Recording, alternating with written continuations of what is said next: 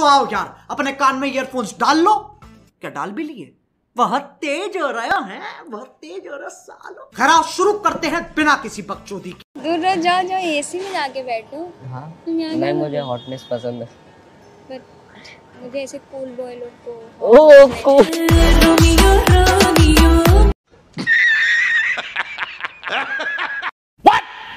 As से छोटा है ना, छोटा एज है, समझा?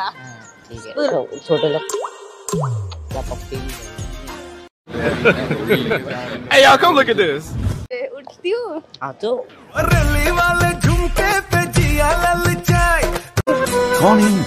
कहाँ से आते हैं? अरे अरे अरे अरे अरे नहीं नहीं नहीं नहीं, ये तो स्कर्ट के अंदर कौन सी डालने की बात है? मैं ऐसा ऐसा लड़का नहीं। अरे छुपा। क्यों आया है बोलने के लिए? क्यों आया है बोलने? अरे तो मैं